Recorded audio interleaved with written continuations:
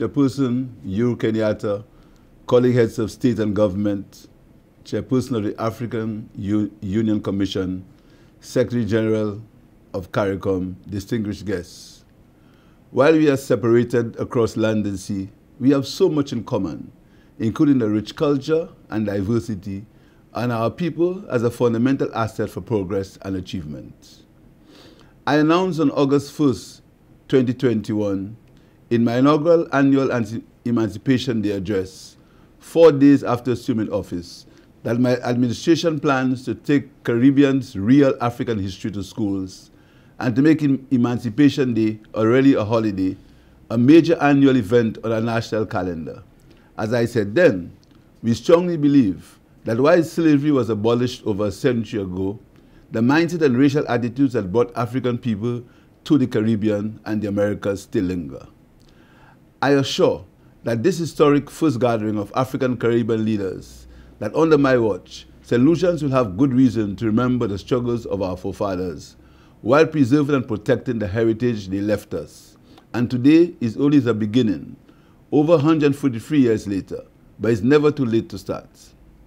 My administration also welcomes this ready platform for communication, cooperation, coordination between Africa and the Caribbean to share COVID-19 experiences and develop mechanisms to help reduce our common dependence on equal vaccine distribution. This is a stark living reminder of the inequalities of the system. Having to import 10 times more pharmaceuticals than we produce in the Caribbean, and our regional vaccination levels at only between 15 and 23%. We also support the recent initiative announced by PAO to create a platform to increase regional vaccine manufacturing and production. Unfortunately, we also share particularly vulnerability to the ravages of climate change. This means that inevitably, we are all invested in securing sustained global action to arrest and reverse this scourge. In this regard, close cooperation between small and developing states, African countries and other developing states was instrumental in securing the 2015 Paris Agreement and the 1.5 target for global temperature increase.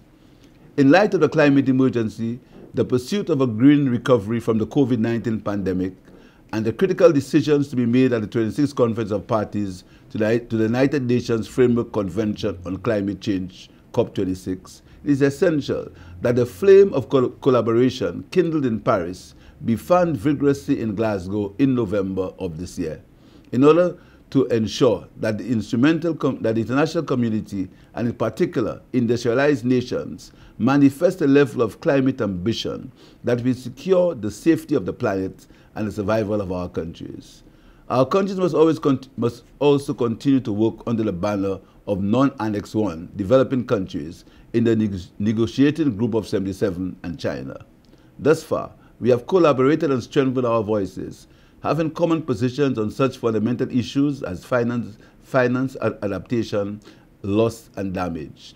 In the area of finance, it is imperative that we speak with one voice under the operating entities or the financial mechanism. Division simply retards progress for both our regions, something we can ill afford in a process where we can only move forward with consensus. Our regions must also maximize possibilities for collaboration outside of international arrangements, exploring areas such as technology, capacity building, research exchanges, and formal education opportunities. There is so much that we can learn from each other.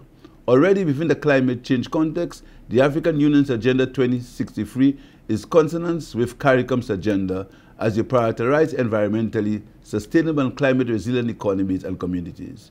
We are aware that you have committed to act with a sense of urgency on climate change and the environment, with a focus on climate technology, women and youth, sustainable forest management, and climate-resilient agriculture, among others.